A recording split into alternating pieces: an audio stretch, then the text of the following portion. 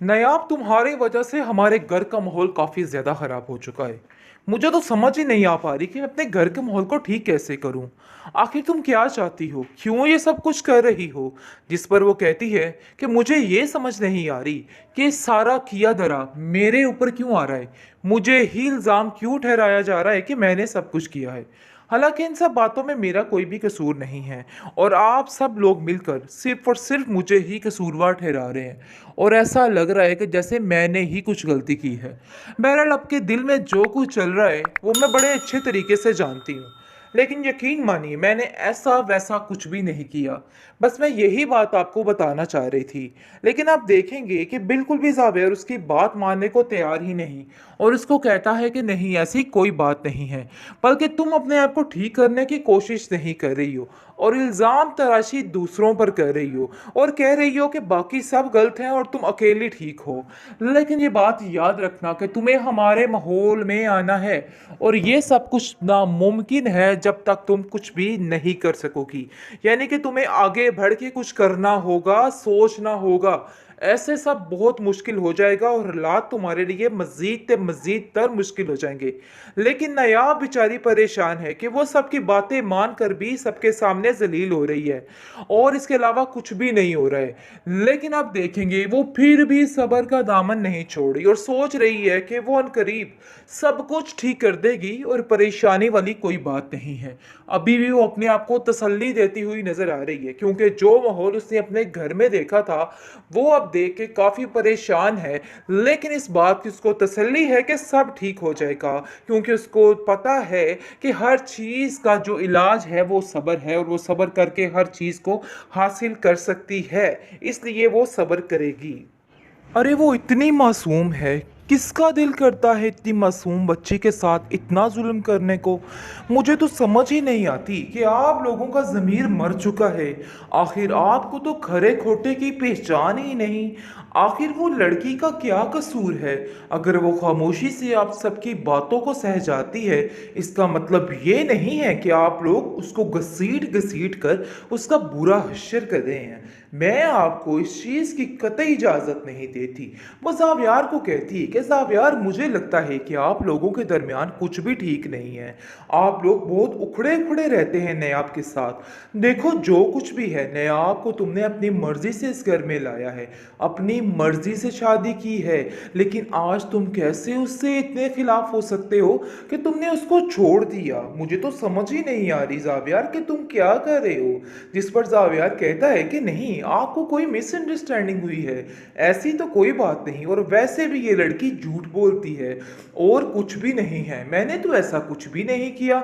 जिस पर आप देखेंगे कि वो कहती है कि उस बेचारी बेजुबान ने तो मुझसे कुछ भी नहीं कहा है।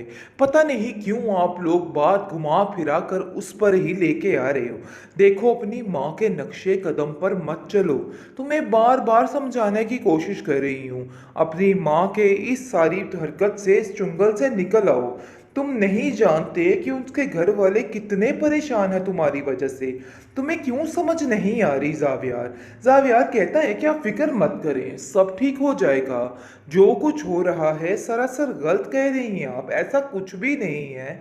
मैंने तो ऐसा कुछ भी नहीं किया। फिर मुझ पर इतने इतने बड़े इल्ज़ामात किस चीज़ के लगाए जा रहे हैं? मुझे तो कुछ समझ नहीं आ रही है। जिस पर आप देखेंगे कि वो कहती है कि नहीं, इल्ज़ामात नहीं है ज़ावियार, मैं तो तुम्हें समझाने की कोशिश कर रही हूँ। सिर्फ अपने आप को बदलो और नायाब को समझने की कोशिश करो। अरे तुम ही हो जो उसको समझोगे और तुम ही हो जो उसको इस घर में लेके आए हो, लेकिन शायद तुम्हें इस चीज़ का अंदाज़ा नहीं हो रहा और तुम्हें लग रहा है कि वो भी गलत है। देखो, ऐसा नहीं है ज़ावियार, अपने आप को बदलने की कोशिश करो। लेकिन दूसरी तरफ तानिया ऐसे ऐसे जाल बिछा रही है कि इन सब चीज़ों से निकलना बहुत मुश्किल होता जा रहा है। जुनैद कहता है कि आखिर तुम्हारा मसला क्या है? अपनी मर्जी के साथ तुमने मुझसे शादी की, लेकिन अब ऐसा क्या हो गया कि तुम्हें मेरी हर बात बुरी लगने लग गई? तुम्हें मुझ में कोई भी खूबी नजर नहीं आती है? तुम हर वक्त मेरे भाई और मेरी भाभी को लेकर बैठे रहते हो और उनके ही यानी कि लगी रहती हो कि वो क्या कर रहे हैं। आखिर क्या समझूं मैं इन बातों को? जिस पर आप देखेंगे कि वो कहती है कि मुझे किसी की बात से कोई फर्क नहीं पड़ता। देखो, तुम जो समझ रहे हो समझते रहो, लेकिन दूसरी तरफ काफ़ी परेशान है नायाब बेचारी की दादी। और नायाब से कहती है कि नायाब, मुझे सही सही बताना, तुम्हारे हालात ठीक जा रहे हैं ना? क्योंकि मैं बहुत परेशान हूँ तुम्हें लेके। मुझे नहीं लगता कि तुम्हारे घर में तुम्हें कोई सुकून मिल रहा है। देखो, साफ साफ बात बताओ, क्योंकि मुझे लग रहा है कोई ना कोई गड़बड़ ज़रूर है। जिस पर वो कहती है कि नहीं दादी, ऐसी कोई बात नहीं है, मैं अपने घर में बहुत खुश हूँ। आप मेरी वजह से बिला वजह परेशान हो रही हैं, ऐसी तो कोई बात नहीं है। और ना ही मैंने आपसे ऐसा कुछ कहा है, इसलिए बिला वजह टेंशन लेनी छोड़ दे। जावियर बहुत अच्छे हैं और मेरा बहुत ख्याल रखते हैं, इन वजह से आपको परेशान होने की कोई भी ज़रूरत नहीं है। जिस पर वो बाद में रोना शुरू कर देती है, क्योंकि वो जानती है कि उसके सारे ख्वाब मरिया मेट हो चुके हैं और कोई भी आज उसके साथ नहीं खड़ा और वो आज बिल्कुल अकेली है। और इस चीज़ का अंदाज़ा उसको हो चुका है, लेकिन बेसूद बेचारी क्या कर सकती है। आए दिन किसी न किसी के नए ताने सुनने को मिल रहे हैं और वो ये सब चीज़ें देख के काफ़ी हैरान है कि आखिर उस बेचारी का क्या कसूर है जो उसके साथ ये सब कुछ किया जा रहा है। इसलिए वो खामोशी से, सब्र के साथ हर चीज़ को गुजारने की कोशिश कर रही है और सोच रही है कि एक वक्त पे सब कुछ ठीक हो जाएगा। लेकिन वो ये नहीं जानती है कि ये लोग कुछ भी ठीक नहीं होने देंगे।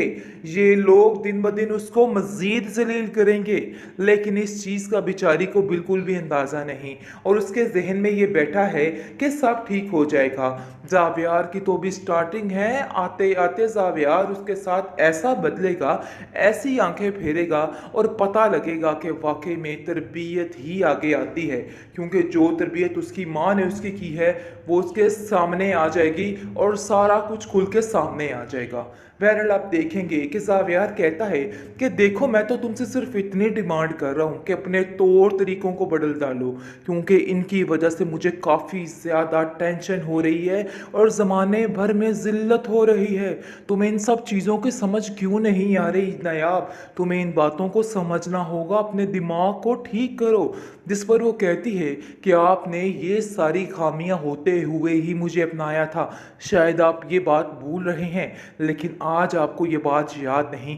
आज आपको अपना स्टेटस ही नज़र आ रहा है, लेकिन ये बात याद रखिएगा कि मेरे जैसा दिल कोई नहीं ला सकता है।